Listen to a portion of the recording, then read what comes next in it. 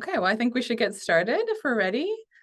Okay, so hello and welcome everyone to our executive chat and learn on building a portfolio career in the age of AI. So my name is Anya Korsunska. I'm the founder and CEO of Zemlya, which is a startup building a social network designed to support data-driven, human-centered progress towards health, financial independence, and environmental sustainability for all. And I'm so excited to be here today with Sureka Reddy, the Women in Data Chapter Director, ex-head of AI products and general manager at Intel, and now founder and chief product technology officer at a new startup in the AI space. This event is a special collaboration between Women in Big Data, the Northwest Chapter, Technology Association of Oregon, as well as the Society of Information Management, PDX. All three organizations are dedicated to supporting and advancing the careers of individuals in the technology sector. A few housekeeping before we get started. So please stay muted and off camera just to minimize distractions for the conversation. And also feel free to drop your questions for me and Sureka in the Q&A box throughout our session, and we'll have about 15 minutes at the end of the session to address as many questions as we have time for. If you have any other comments or questions that are more just like to connect with your fellow attendees or technical issues, you can drop those in the chat. But any questions for the speakers, please drop those in the Q&A. And we are recording the session today, so you'll be able to watch this again if you're so inclined, or share it with your networks at a later time.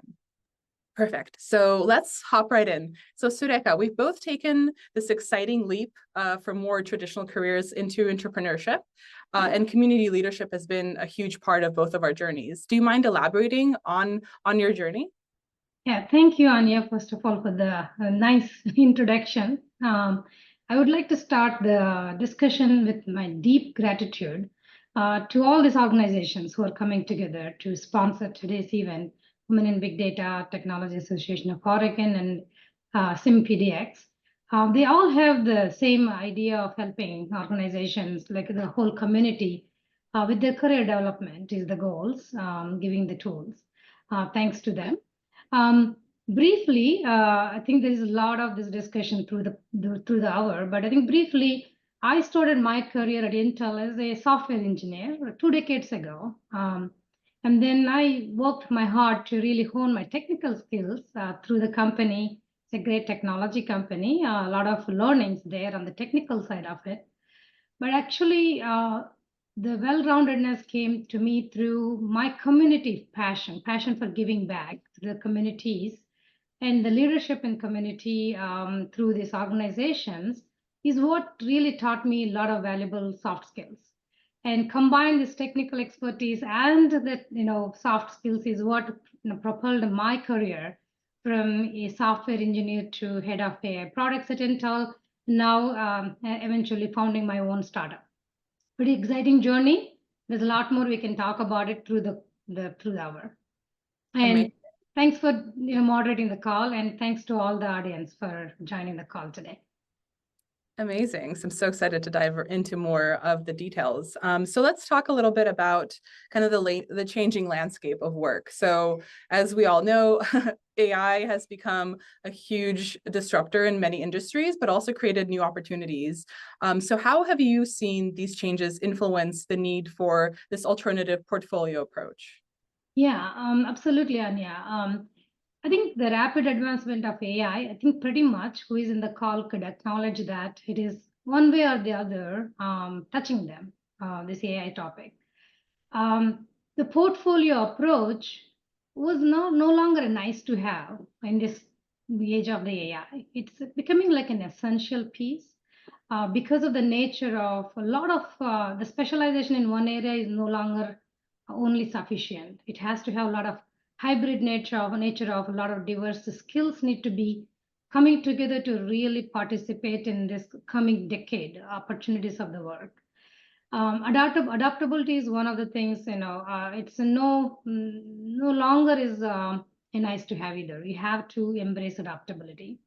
So given all this, how I can give with an example was like 2 years ago, when AI is growing, the importance of AI is growing at Intel. I had a very perfect example. One of my corporate VP who was hired from outside into the corporation of Intel, she brought this huge vision how AI can bring a lot more revenue to the company. I was very curious about, what is this? At that time, I never participated in the AI ecosystem. I was, my team and me were data center experts, and we know how to even stand up the data centers. But AI was something, a new use case and workload for us, at least from my career journey standpoint. So saw the importance of that in her vision. So I reached out to her and saying like, call me in if you need any help, right? And surprisingly, she reached out to me saying that, so you have a lot of strong data center experience. Can you really stand up this little AI application and use case for us to really kind of show through the leadership? It was a very stretch assignment for me and my team, but we carved a little bit of time and put together the demo very quickly because we know how to stand that up on the cloud. And it really helped her. And then, really, from that point onwards, it just sparked curiosity in me and started kind of exploring the AI space. And surprisingly, a month or two later, that became my scope. And she really liked it. And she created a scope for my team to really participate in it. And that turned out to be head of AI products later on as a scope. So this is actually a curiosity of mine, started with a good amount of learning and then eventually opening up a new opportunity. So a good example I can think about really quickly. Yeah, that's amazing. And it's so exciting to think of the opportunities that AI can bring to various different roles, as well as understanding of its limitations and where they're best placed within a current career trajectory, or where there's opportunities for more hybrid roles that have require a certain blend of skills that maybe traditionally wouldn't have been combined. So I think as we talk to a lot of successful people, they say something along the lines, it wasn't a linear journey and it's always been twists and turns. So I think that adaptability that you spoke about is becoming increasingly important as we're living in an age where everything's shifting so quickly. So being able to kind of lean into your human strengths by using the technology in an intentional way to upskill and direct your career to where you want to go is becoming so powerful. So with that in mind, so how does one start to build this portfolio? How does, we can it's easier said than done. We can say, this is important, but what skills are most valuable, would you say, in today's market? Yeah, I think to me, as I see it, both the technology skills, which is I say hard skills that we kind of get them through our real world experiences, but then the soft skills, understanding of how everybody is handling the use cases is becoming absolutely essential. Both combination of the skills are very needed. And then the variety of experiences, the professional experience is also very key from kind of, to really get to the foundation for building the portfolio, right? And where do you get all of this, right? If you're really kind of staying in one ladder approach that I'm doing this today, I want to become the next thing in the same organization, next thing, the opportunity for you to really build this portfolio is very limited, right? So the way I tackled this one, I wouldn't even think that it was intentional at the beginning, but my giving back passion to the community led me to really volunteer for very big roles in various organizations. Like Chinmaya Mission is one of the organizations where I was part of the board, and then WIPD, I'm chapter director, and then Society of Information, I'm on the board. So these opportunities, in fact, really helped me to round it out my soft skills, business skills, financial skills, and DEI skills and all of that, and then talking to many people through the network, I was able to really kind of see what the real world needs are. And some of them really kind of sparked curiosity and coming up with use cases around those, right? So that really trickled into my curiosity on, at work at Intel back then. Assigning for leadership roles and constantly changing my domain of interest, and then empowering me to right now to really become the founder of the AI startup. It wouldn't have been easier otherwise. My AI project was a real pivotal to me for making this change. The 2 years of your experience in Intel on AI means I learned a lot. And I was able to detect the sense of where the industry is going in AI, and thought this is the right time to take this risk, right? So example is it takes a long time to build a portfolio. Yeah. A lifetime almost, I think, if we think about it as a journey over time. Yeah, and I think it's important to consider that it's not just about the skills themselves, but demonstrating that you know how to apply those skills in different circumstances. And as you said, I think it's hard to if you're very set on a certain trajectory, it's hard to find opportunities to test different skills, because you don't have that expertise to back it up. So looking for opportunities to maybe either volunteer or help support other organizations and kind of test out, how you work in different environments, or try your hand at different skill sets and see that resonates with you, if that's somewhere where you really want to pivot your career into. So if I may an example, for example, at Zenlia, we have a residency program that we offer for professionals specifically looking to get into the sustainability tech startup world, that we offer a temporary opportunity for folks to come in and try their hand in different projects and really get, a portfolio piece on their resume that they worked at a startup, they did a certain project, they have a deliverable, so they have a demonstrated that they tried maybe a new skill or an existing skill in a different circumstance. It can actually show that you have committed to this, developing this new side of your career. And then hopefully as either they transition into working in that sector or bring those skills back to their career in a more traditional sense, at least it provides that opportunity beyond just, a personal project to demonstrate that you're able to commit to different skill sets. Obviously easier said than done, and still I think not as many opportunities of those that as should be available, but making that leap can be made easier, I think, if more companies offer those opportunities and were more flexible. So this is definitely a big decision, though, of thinking of like taking away that comfort of predictability of the latter approach to the portfolio career, which can be exciting, but also has a little bit of risk because you don't know exactly where you're going. So what advice would you give to those considering the switch? Yeah, I think you have given very good advice. I think that's a great example, and I would also think along the same way, right? I think everybody has to start small somewhere. I think the best example is what Anya can mention in her company what she offered. But I think in even corporate world, what I have done my career the way was exactly that same thing, and I always kind of extended a little bit of my time of looking into the organization. We all have preferences, we all have opinions about what's happening in the organization. And then a lot of the times we find a lot of pain points and then that we don't like it in organizations. And then I kind of call them as a problems, okay, whenever they are there.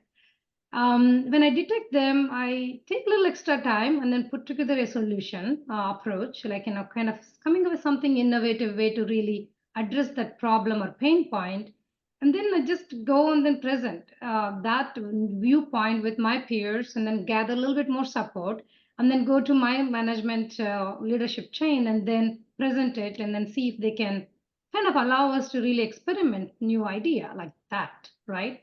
And that really took not only I don't have to work really hard. By the way, a lot of people think it's a side gig. I have to really invest my time, extra time. I'm already working 100%. Now I need to work 150%. It's not like that. You have to really, it's everything is a stakeholder conversation. As long as it benefits an organization, the leaders really acknowledge that and then help you to give that opportunity.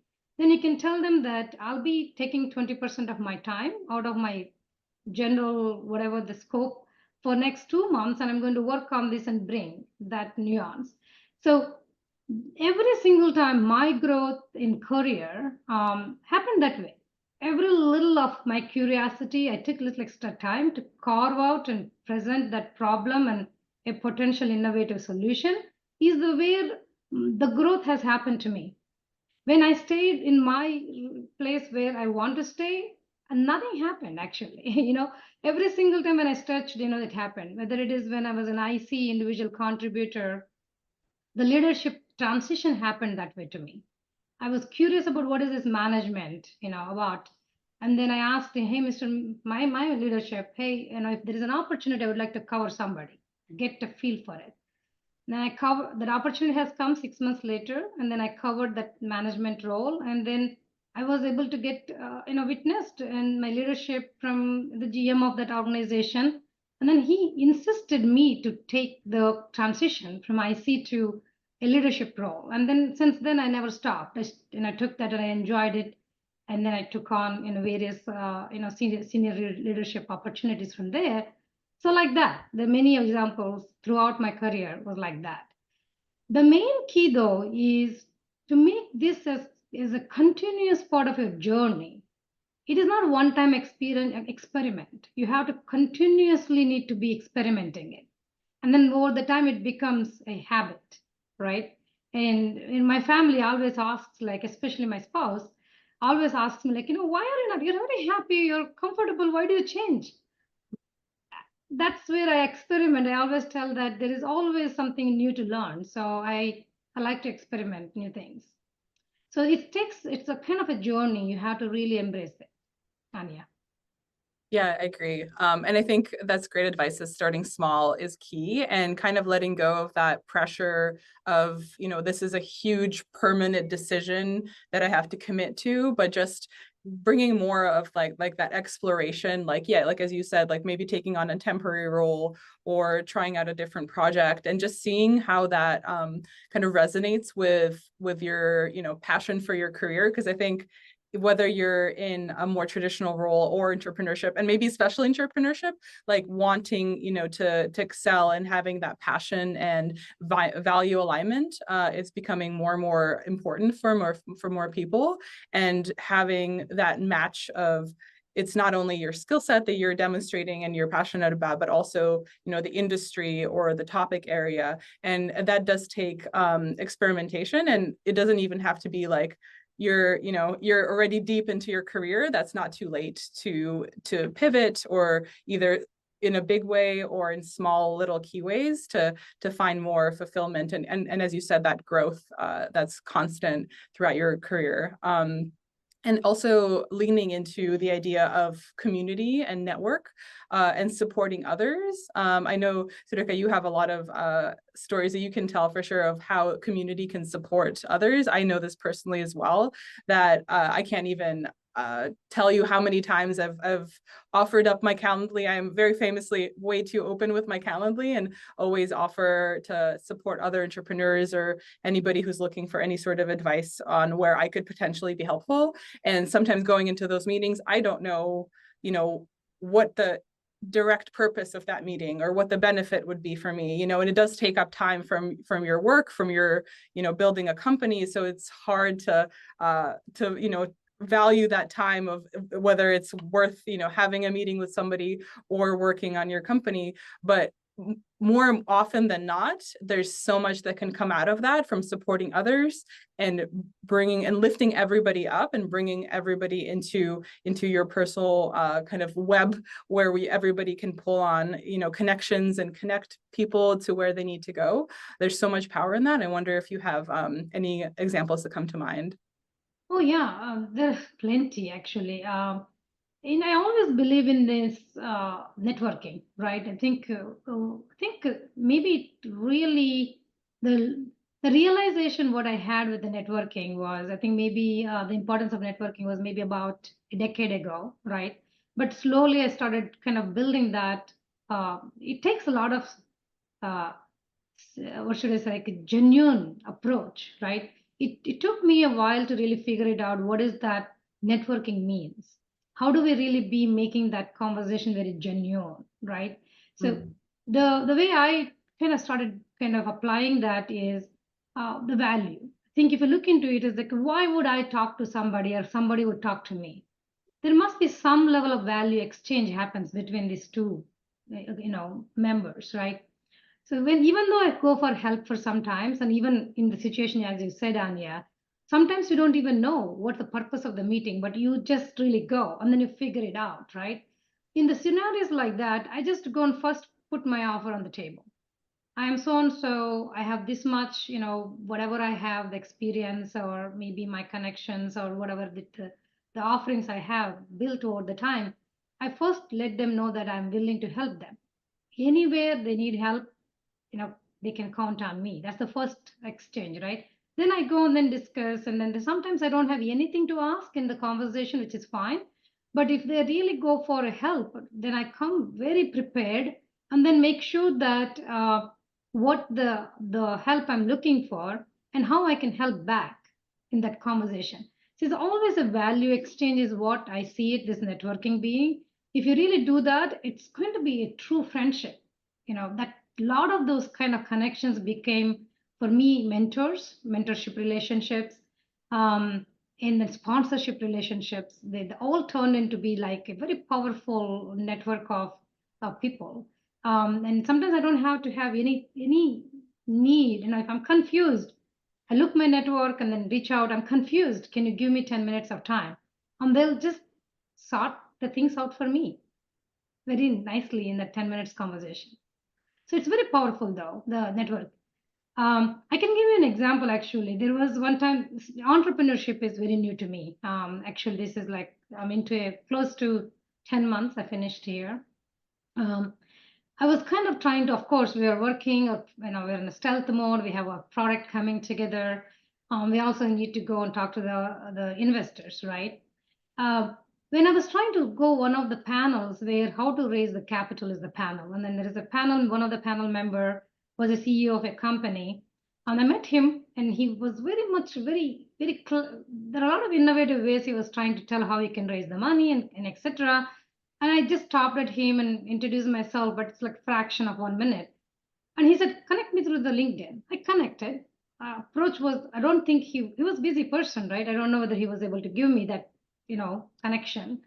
But then I realized that through my mentorship, the other person I know, the CEO of Tau, for example, he knows him. And he said, no, let me drop a note to him. Let's see. Then instantly the next day I got, hey, let's schedule a call in our one-on-one. I'm just giving you an example. This is the power of connections. Sometimes it may not work by yourself, but your community or friend circle can really put leaps and bounds forward, forwarding the effort, right? Sometimes it make it looks very easy to make that entire progress to happen, right? It's just like one email can make this so fast, right? Yeah, and yeah, that's all I can say there. A lot more examples, but hopefully that helps.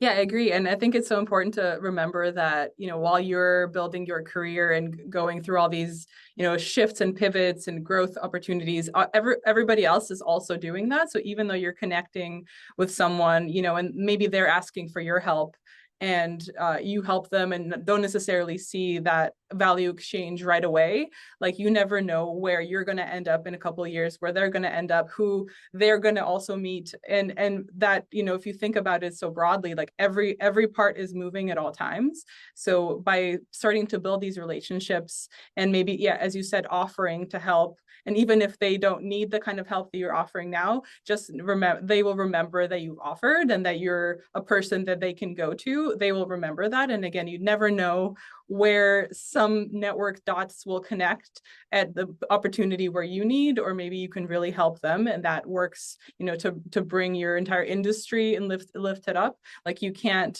like we can never plan for that ahead of time and know all those connections ahead. So at some point, it's just being open and generous with your time and your knowledge and expertise, I think is incredibly powerful for yourself, but also just generally for the community. Yeah. So what would you say, I mean, we've talked a lot about benefits of this portfolio approach, but what would you say has been the top most rewarding aspect of embracing this approach for you? Yeah, I can say a lot on that. But I think before I go on the rewarding aspect of this approach, I do like to kind of give some other aspects I think the audience can benefit maybe here. The portfolio approach needs a lot of self-discipline. And also it has some, it can pose some risks for your stability or income stability. right? I think the self-discipline is, I always, recommend this recipe to my mentees and even my family members and my kids and relatives and so on and so forth, is I always like to compare myself to myself, right? It takes, to do that, it takes a lot of self-discipline. First, you need to know who you are, where you are, and then to see where you want to go, right? Then you just see like, okay, tomorrow's Sureka needs to be better than yesterday's Sureka. For that, you have to learn a lot about yourself, and then you need to put a good discipline to really change that perspective and the person's, growth of tomorrow's version of you. So for that, it's all on you. The career is all on you. No, everybody else are going to be helper hands. To think about whether it's a managers at work and any, at home, all these stakeholders are all going to be helper hands. Everything is on you. You own your journey. So that's the first thing I want everyone to remember. It takes a lot of effort from you. The second thing is the risk you're going to see in when you're really becoming the better version. You're sometimes, let your job go. It means you discover new innovative ideas that your job is not needed anymore to the company, right? So that is going to put you to either go discover new job or opportunity for yourself. In my case, actually, to be honest, every one of those approaches opened the doors for me with new opportunities. Except one time though, where I had to put an effort to really find a new assignment myself. This is one of the time that where I was working on. This is like my software engineering days. I was working on a drivers, and I was kind of coming this innovative idea. Why do we need to really patch it every single time? It's a lot of work. Maybe we should outsource it. At the time, outsourcing in Linux communities or making part of in native drivers in the Windows was very, very common. And we outsourced it. Once we outsourced it, the work is significantly reduced and the role is not needed anymore.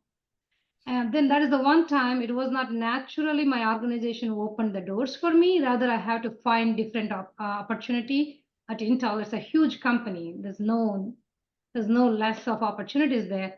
I was able to really find new opportunity at that time. But otherwise, every single times my curiosity-led approach really helped me to open the doors. That's the one thing. The reward I can think about is like I became the architect of my own career. I choose what I really like to work on. When I have family needs, I always give family. My family is my first. If something needed from my family members, I drop everything and go attend to them, right? There were times in my life that I had to really take care of my children. That time I just led my career very much balancing, right? I had to really just keep my work about 9 years, I think, if I remember it.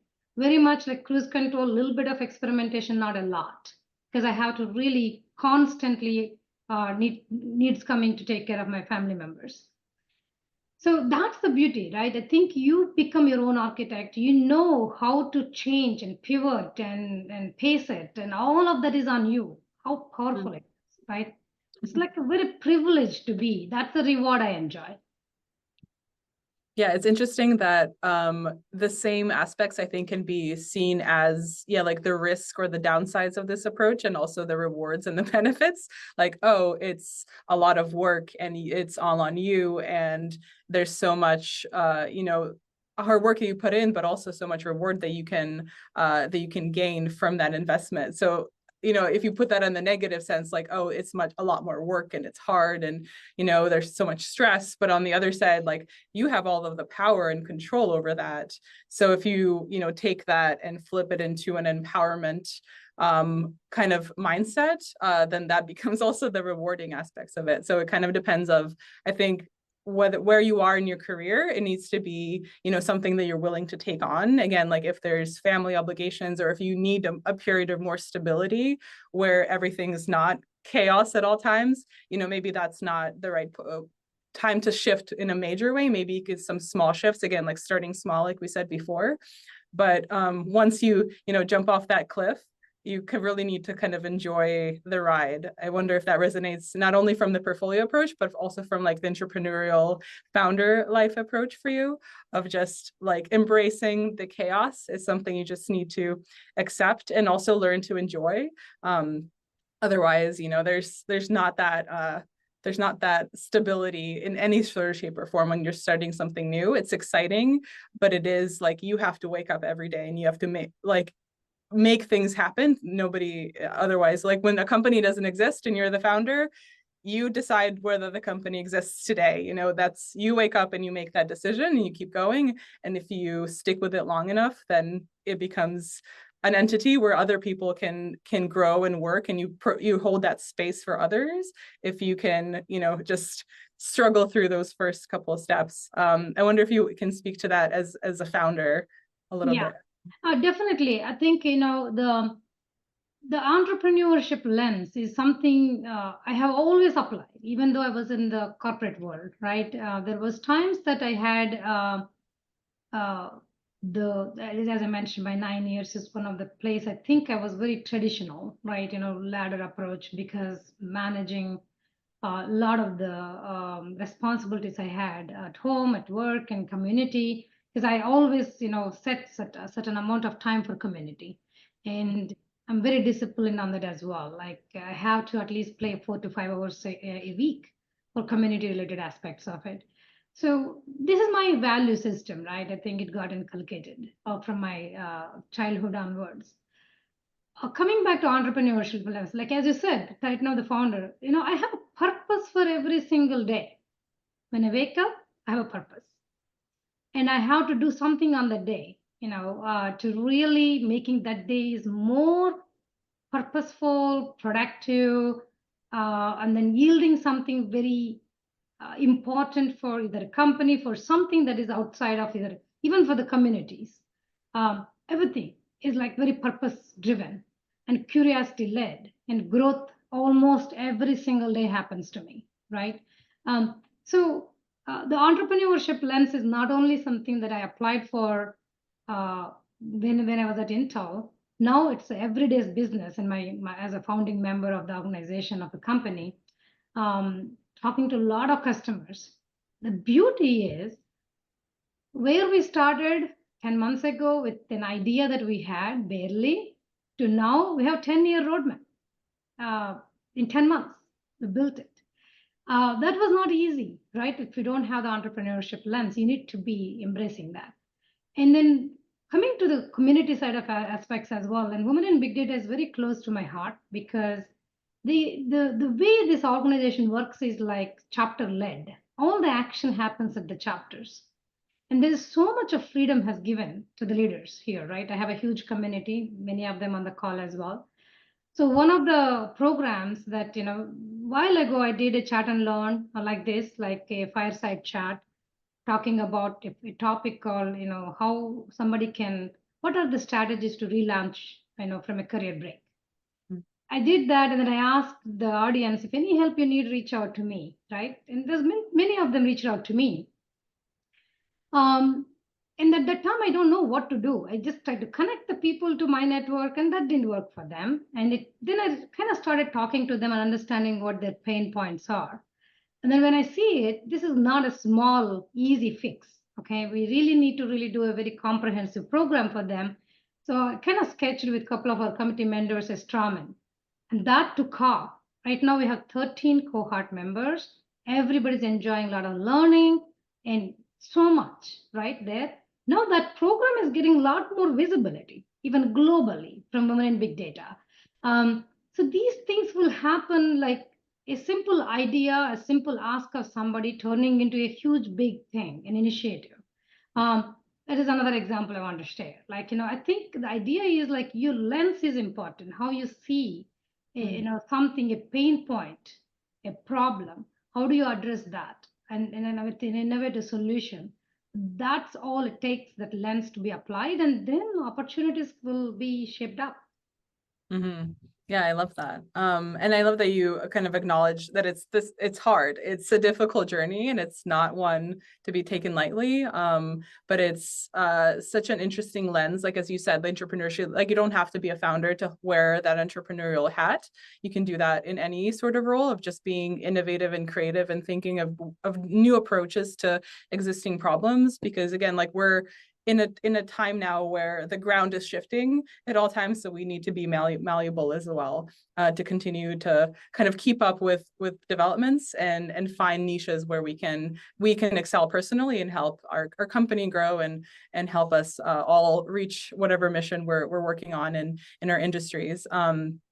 I wonder if we can switch. There's a really great question in the chat that I think would be a nice one to incorporate here. The question is, do you feel like this portfolio approach to career development is only available to extroverts or outgoing personality types, or can it work for introverted people as well? Yeah, I think it works for everybody. I think it is at the end of the day, the person needs to really put the effort. I said, it's a long self-discipline. Um, and it may be working for extroverts much faster and in bigger ways. But what happens to the introvert kind of personality is it shapes them up slowly. Mm. It builds that momentum slowly. And then they figure out a way to really participate in the equation, right? At the end of the day, I don't think it's a huge difference. It's at the end of the day, person's self-discipline is where the most of this thing starts with, right? And even for them as well, the same advice. I think start small, in your own comfort zone. Initially, it's a comfort zone, right? I think then later on, don't stay in that comfort zone. Take yourself a little bit forward, right? So that's where you need to really compare to yourself, right? What is that stopping you? Identify that, and then build a little bit more on top of it, and take it from there. The baby steps are what initially it is going to look like, but it takes years to practice. That becomes your nature. Yeah. And Would you personally consider yourself an extrovert or an introvert? I may be extrovert, but I have a lot of fear. I used to have a lot of fear. Once I know the environment, I'm very comfortable speaking. Now, after a lot of experience and a lot of this practice, the fear is also reduced significantly. But I was very fearful. In fact, my English was not great. English was my second language. When I came to America, I was not even opening up my mouth to introduce myself. That's the journey I began when I started my career in this country. Long ways I came, and a lot of people shaped me up, and I'm so grateful to a lot of those, because I was a very good listener, and I always want to be better self of myself. And I was listening to them. I was taking their help and shaping myself slowly. My first 10 years was very hard, but then it started becoming better and better. Even today, there is some fear. It's not easy for anybody. Yeah, I can say myself extrovert once I practice enough. Otherwise, I struggle a lot too. Yeah, I'll add as an introvert, as someone who identifies as an introvert, I don't think I don't think one or the other has less fear. I think it's just where you find energy from. So, extroverts really thrive on other people's energy and they don't get exhausted from it. Introverts just need more time to get centered. But it's not a matter of that can stop you from taking an entrepreneurial approach or that it should stop you, but it might look a little bit different. But doing things, my personal motto has become just doing things scared. It doesn't really matter if you feel that fear. It's not that if you feel fear you shouldn't do it. Like ideally you would just not feel the fear, but if you can't quite let go of the fear, then just do it anyway. And once you do something, like your brain will actually become less fearful because you've done it before and nothing terrible happened. And the more you do it, then over time it just becomes easier, if not second nature. So as an introvert, I definitely agree with what you said of just doing it anyway and growing and also looking back again, like as you said, of looking at your whole trajectory of where you came from and how far you've come. I think as humans, we a lot of times forget to keep track of our own progress and taking time and acknowledging how far we've come, and not just constantly look forward and not feeling like we're moving fast enough, but just taking the time and acknowledging you are moving, and whatever speed, some people move faster and some people move slower. Some people may be slower, but, can go longer versus people who go fast and maybe burnt out. So there's not one way for everyone, and just finding your speed and your approach that works for you. Makes sense. Amazing. Cool. So I see a lot of questions in the chat. Do remember that if you want the question, I'm looking at both chats right now, but do remember to put the questions into the Q&A if you want them to be asked specifically to the speaker. So next question is, in these uncertain times where job security is not guaranteed, how do you balance the need for financial stability with the desire to explore new career opportunities or pivots, which seem like taking such a risk? Yeah, it's actually a very good question. And as I meant, I think I kind of teased a little bit of this, in one of the through the discussion. Some of the portfolio approaches, it has the risk, when we don't know the risk is going to pay off or not.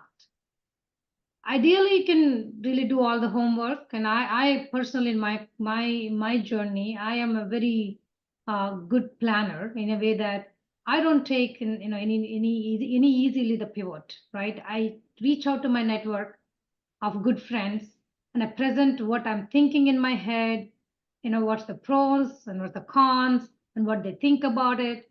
At least I'll talk to 10, 20 people, depending on the level of the risk I take. And especially the entrepreneurial risk that I took, it kind of leaving Intel, a very comfort zone for me, a huge paycheck, and then taking this role of being a founder and investing into it was not an easy decision for me. At least I spoke to 50 or so of my colleagues at Intel, and then outside of it, my entire family. And then there's a lot of energy I drawn from their encouragement, right? Things like I don't lose much, and and we talk to our financial advisors and everybody to make sure that I'm not really making very stupid decision, taking stupid decision, right? And after all of that, only I was able to take this decision. This is a huge risk I'm taking, by the way. At least I'm realizing that I took that huge risk.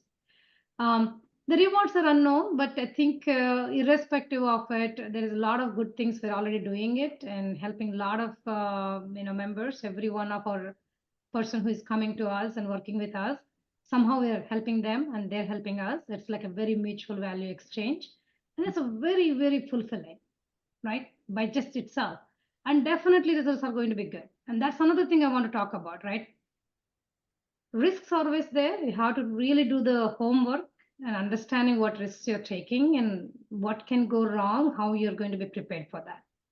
Having enough of financial cushion, always important, when you're taking this kind of risk, right? And then having some strategies is also very important. But I think the other important thing people forget about in this journey is the outcomes matters. You taking the risk alone for yourself is not sufficient, right? A company is investing you because you have the credibility, because you're taking the risk and you are always delivering to the outcomes the company is looking for, right? So you always need to have that as well. Like, my risk is not purely selfish, right? It's my growth is not purely selfish. I care about the organization I belong to or company I belong to, whatever it is. I'm very much willing to give that outcomes in that risk, right? So that's very important. So remembering the self-discipline, having that financial understanding, doing the diligence on the risk, what the pros and cons of it, and then making sure that you're delivering to the outcomes required there. If you do all of that, it looks a lot, by the way, but this is what takes tons of discipline to do it. If you do it, I think every one of those risks will pay off. In the worst case, even if it is a disaster, you learn a lot. Yeah. Experience gives you so much. Yeah, I think reframing failure is incredibly powerful, and just even calling it failure, has so much stigma, but it's never really failure if you learn and grow and through the experience. So a lot of people say, in the startup space, like the 90% of startups fail, and that, being a failed founder, I don't know if you carry this, in your body, but just like, oh my gosh, I took this huge risk. I left a career, I left income, I, spent years of my life, and what if it's all for nothing? But it's again, like reframing that you have, taken an entrepreneurial lens to a problem. You obviously didn't just sit there and did nothing. You connected with people. You provided opportunities for people to work on certain problems, again, helping their careers potentially. You have learned so much in the meantime. And maybe even if, the idea you had maybe doesn't come to fruition, but you generally, took a different approach to solving a certain problem. So over time, the more people that are trying to tackle the same problem, as long as you're sharing that experience and knowledge, it's not, it's not wasted for you personally. It's not wasted for the industry or the problem space. So again, like taking that risk, acknowledging, what is the potential negative, like what's the worst case scenario, and still thinking that is not the end all be all of everything, and you can always return to a more traditional career path if that doesn't, like, you can pivot in both directions. You can pivot away and you can pivot back. Nothing is, again, not permanent or terminal, and taking some of that pressure off of yourself. I wonder if you can talk a little bit about like, does that resonate with you, that like fear of failure, and reframing that to be more of a growth opportunity? Absolutely, every single day, especially the role I'm in right now, right? Um, I think you have to have some element of that fear, right? If you don't have that, it doesn't allow you to grow. Okay. It just kind of makes you and puts you into that comfort zone again, right? It's not good for your growth. Having said that, you also need to kind of establish some kind of a gut feel, right? You need to recognize how much is is good enough experiment, right? When is the right time to really pivot? That's the kind of a thing also you need to really develop, over the time. It takes a lot of experience to develop that. um, and most of the times and then you need to just do the validation. Is also not that you really need a validation and you go and then stop doing the good work because you need a validation, but there are certain times you need to also have the validation. For example, last week I went to venture beat conference, the Gen AI conference. Why did I make that as a priority? It just came to my visibility in a very short notice. I took the effort of, quickly, taking the flight and going to SFO and attending all of that. Is to get a sense of, as a Gen AI product AI startup company, where we are in comparing with others. What is, I just want to kind of feel for it. Where is our experimentation level with other founders looks like? How the corporations are experimenting, how the enterprises are experimenting, what are the new things that are happening in the world. All of that sometimes, it kind of give us so much of validation, and then a lot of takeaways, coming back home, right? So this is very important for you to have the validation as well, and time to time, and that's why you need to lean on to network and attending the events and attending the various kind of opportunistic networking, uh, events basically, right? Mhm. So hopefully I address that. But I think in general, the recognition is very important. It cannot just let you drown so much to the point that you really get sick and die. No, that's not. I'm not believer of hardworking just for the sake of hardworking, but you need to really be smart in making the decisions along the way. Yeah, that totally makes sense. Looking at some of our other questions coming in here. So we talked a little bit about like, what are the first steps? I think the first steps are probably the hardest for people to imagine, if they're in a set career and they're kind of hesitating to take that risk. So I wonder if you can think of a couple of more examples of like, what is the first step somebody should take if they want to start to build their portfolio? Yeah, I think we talked quite a bit on that already. But again, just to say that again, is like, everybody, the first step is going to look very different, Mm, right? Um, I think the very first piece is how do I really understand what problems are around me? And a lot of the times we whine ourselves, oh, that problem, this problem, that problem, right? So I think pay attention to that a little bit. The very first step I started doing in my career when I was trying to, do this kind of an experimentation was it kind of staying and being curious about how is this environment around me looks like. mm, Okay, uh, what is it I'm not liking it about that, right? And then I just don't sit quiet. I just observe, ask curious questions, and see if is there any way I can acknowledge that and then help by offering my hand. And that's how I started. It's a very simple thing. And I give an example of this career relaunch program, Pacific Phoenixes. An idea of a simple thing and kind of talking to a few people very quickly. My team of this Northwest Chapter Committee and us was able to come up with a very comprehensive program. mm, It looked like a problem that is suffering, and it's a genuine issue, right? Somebody who took 10 years break, it's very hard for them to relaunch themselves. It's a genuine problem. Just look in and give a little bit of time on that and see how you can shape that into something much more innovative. This is very easy to understand a problem, but a career also very similarly. Organizations filled with problems, pain points, and then don't think that it's not my problem, somebody else's problem. Oh, I'm fine with what I'm doing. The very first step is like, just look what's going on in the organization, why the pain point exists, where it is, and then just offer and extend your hand. And I'm mm. pretty guaranteed that extension of your hand is going to turn into a good innovation for the organization and pretty quickly opens up that as a huge opportunity for you. Mm-hmm. Yeah, I agree. And as you said, there's so many different ways that that first step could look like. So definitely within like finding problems within your existing work setting is one approach. Another one that comes to mind is something I took early on in my career is I actually found a problem that I cared about very lightly. And intentionally chose that because I wanted to force myself to go through the process of creating my first side project and being okay if I didn't care too much about whether it failed or not, but just forcing myself to go through the process of like, okay, here's like a problem I know, but if this fails, I won't feel like a total failure. And this is a side project that I can do and still have my full-time job.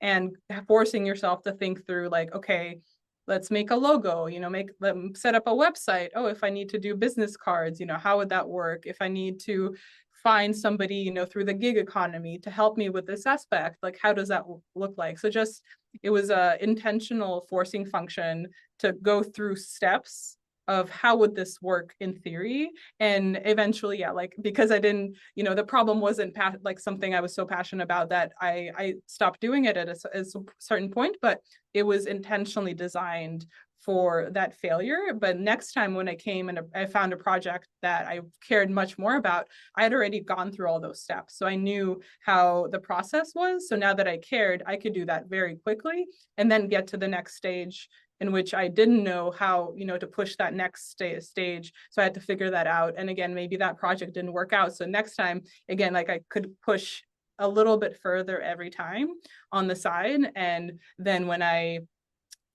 found a project that I was so passionate about that I actually ended up leaving my full-time work, all of that prior experience was almost second nature because it was, it was already done several times on other aspects. So then, now it's like the big the big boss at the end of the game, you know, like now it's like, oh, funding, oh, like actually incorporating the organization, like all these big things that I haven't tackled before. But now, you know, you can really focus on that and not get distracted by minor issues.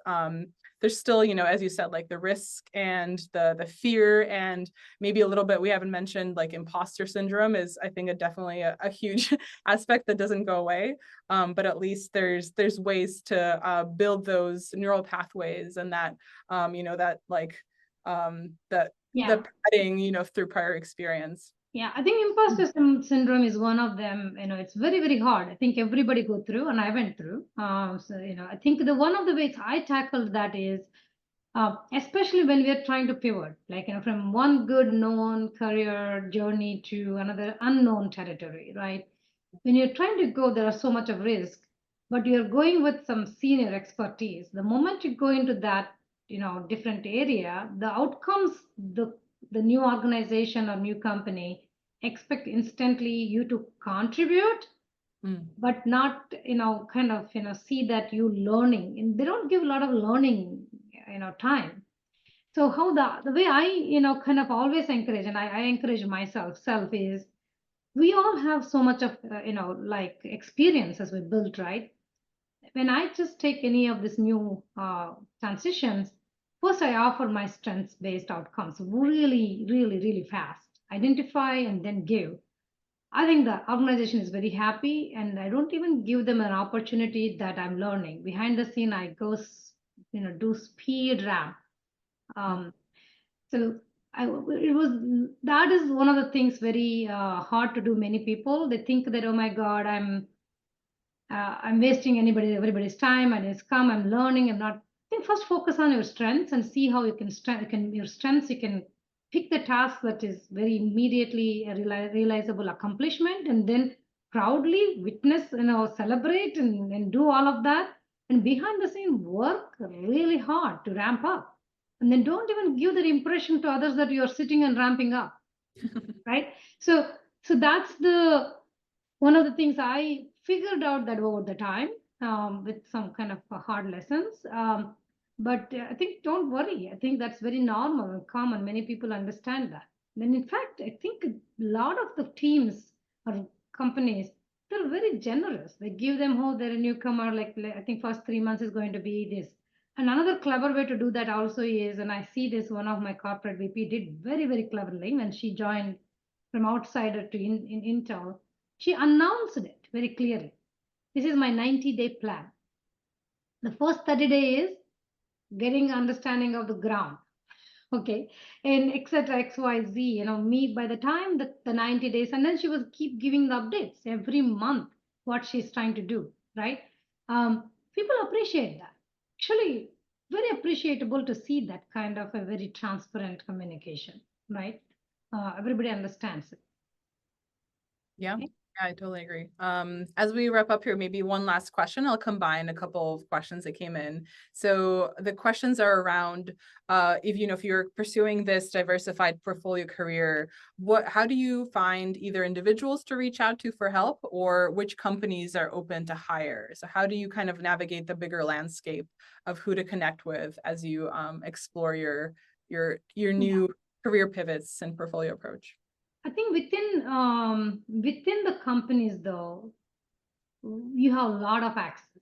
If you're trying to take this approach within the company you're in, there's a corporation wherever you are in, I think your peers are your best connection. If first you need to get a little bit of validation. Am I seeing this problem? Hey, are you seeing the same problem? You know, let's just come sit down together, ideate, and gather that support for yourself. That's where that circle you bring, and then take a little bit, extend it, and just, you know, bring, you know, your supervisors or your leadership chain, wherever it is possible, bring all of them into the equation, right? And identify that who are my stakeholders within my group, and who are those some we can get outside of the group. The more support you get, the better you can really get the sponsorship later on, as for within the company. The coming, what is the second part of the question, Anya? How to identify individuals. Yeah. Mm-hmm. That is what individuals. I think the second part of the question was, which companies are embracing this kind of mindset? Yes. That's me, every company. AI changing the game. Now, the traditional interviews will not work anymore. Okay, your traditional ladder approach will not work anymore. So you will see why you're not getting called. The resumes are not anymore. The traditional approach is not what this new decade is looking for. They're looking for this mix of the skills, the hybrid kind of a capabilities in your resume. The interviews are so different. Everything is different. This is why this topic is so important. We felt like bringing it to you all is this is no longer a nice to have. It's an essential piece. Everybody is going to embrace this world going forward. Okay. With that, maybe we can wrap up, Anya. We're on the clock. Yeah. Thank you so much, Sarika, for sharing your insights, and thank you everyone for joining us today. And hopefully, we've helped you see how this career portfolio approach is a powerful tool for everyone to help navigate this evolving landscape of work. By empowering you to find a career that's more fulfilling, innovative, flexible, and adapting to this new and crazy world filled with AI. So thank you so much. And with that, we will end this talk, and we hope to see you in future chats. Thank you so much. Thank you all for joining the call. And then thank you, Anya, and the Vibdi, Tav, and Sim, and really appreciate your support. And you all have a wonderful day. Have a great day. Thank you so much. Thank Bye, you. everyone.